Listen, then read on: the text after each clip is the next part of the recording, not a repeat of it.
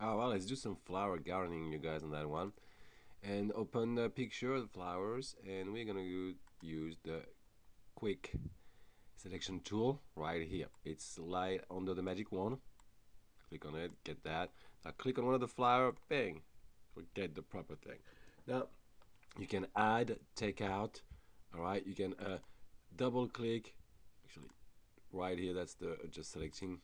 All right, size of the brush can be changed. You can sample all the layers if you have multiple layers at the same time. You can refine the edges also if you need to. Right there, I would advise you when you do that though to have zoomed in. It's a little bit smaller, and you basically go back to that and refine your edges. You'll see it right there. Okay, you can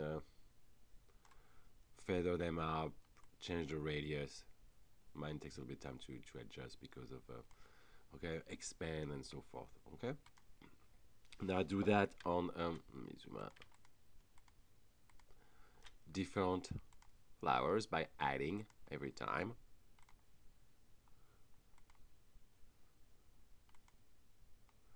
So it doesn't always take the whole thing, and you have to be very careful.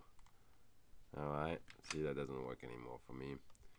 Now I'm gonna zoom in. Very often, if you zoom in, you might be able and get a smaller brush, obviously. See, you'll get it back a little bit better. If you take a little bit more time in all those tools, you'll do better all the time. Okay, it's just how it works.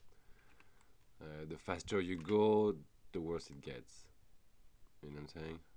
So it's important you take your time if you want to get a really good job. I don't like that one. Anyway, you'll have to do a bunch of flowers like that. Zoom out. And then when you have the proper selection, refine the edges, just like I showed you.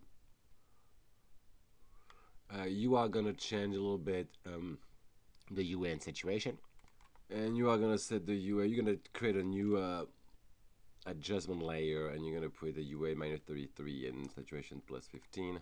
And you know, this is can be done right here also, and you can adjust it right here.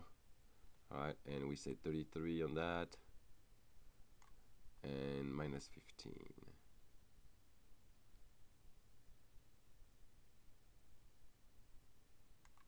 Was it that or was it a different setup?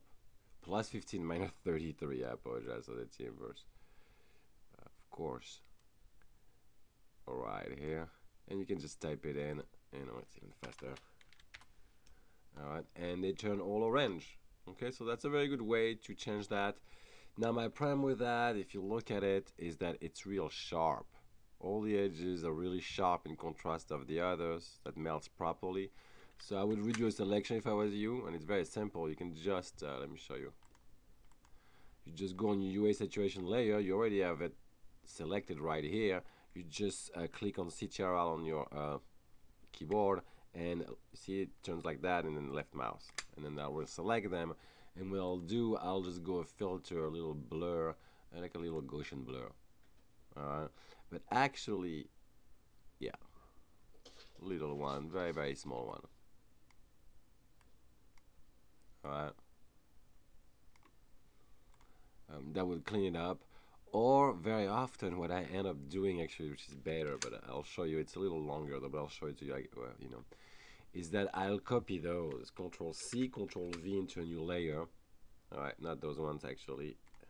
I was on the wrong layer when I did that, but on that one right here. Let me reselect them. Bang, see, it's quick. Go back right here. I do a Control C, Control V. All right, so I've got them right there. Okay, those. Now, when I'm done with that, what I'll do is that, check that out.